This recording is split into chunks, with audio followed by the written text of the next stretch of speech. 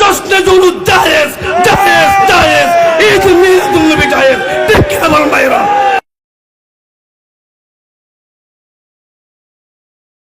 একজন ভাই আমাকে সওয়াল করেছে, হুজুর এই যে 3 দিন ব্যাপী আমাদের ঢাকা একটা ইজতেমা হয় না? কদিন ব্যাপী? 3 দিন ব্যাপী ইজতেমা হয়, হুজুর ওখানে যাওয়া জায়েজ আছে কিনা? আমি বললাম কেন ভাই জায়েজ থাকবে না কেন? বলে হুজুর কেন জায়েজ থাকবে আমি তো জানি না, ইনারা নাকি বলছে টঙ্গীর নাকি ওই ইজতেমায় নাকি 1 রাকাত নামাজ পড়লে 49 কোটি রাকাতের সওয়াব হয়।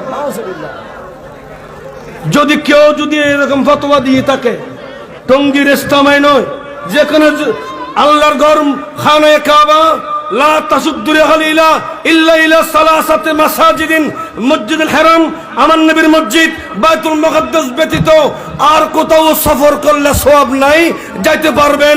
তবে 1 রাকাত নামাজের বিনিময়ে যদি 49 কোটি রাকাতের সওয়াব আপনি দিয়েছেন, আমার প্রশ্ন হলো কোন আয়াতের ভিত্তিতে দিয়েছেন, কোন হাদিসের ভিত্তিতে দিয়েছেন? আপনাকে জবাব দিতে হবে, ঠিক কি? যদি ইসলামে যান, আমরা মানা করছি না, যদি 1 রাকাত, আমাকে জিজ্ঞেস করছে, যদি 1 রাকাত নামাজে যদি 49 কোটি রাকাত নামাজের সওয়াব হয়, আপনি কোন দলিলের ভিত্তিতে বলেছেন? আপনি যে দলিলের ভিত্তিতে 1 রাকাত নামাজকে 49 কোটি রাকাতের সওয়াব দিবেন, একই দলিলের ভিত্তিতে আমি বলবো জশ্নে জৌলুদ জায়েজ জায়েজ জায়েজ, ঈদ মিলাদুন নবী জায়েজ। ঠিক কি না বলেন ভাইরা?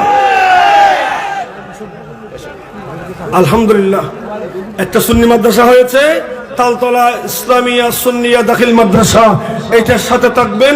ছাত্র ছেলেদেরকে ওখানে ভর্তি করাবেন, নবীর প্রেমের ছেলেদেরকে তালিম শিখাবেন। এই দেশ ওলি আল্লাহর দেশ, বাংলাদেশ ওলি আল্লাহর বাংলাদেশ। এই দেশ নাস্তিক্যবাদের দেশ নয়, এই দেশ ওলি আল্লাহর দেশ, এই দেশ সুন্নিয়তের দেশ। ঠিক কিনা বলেন? আসসালামু আলাইকুম ওয়া রাহমাতুল্লাহি ওয়া বারাকাতুহু।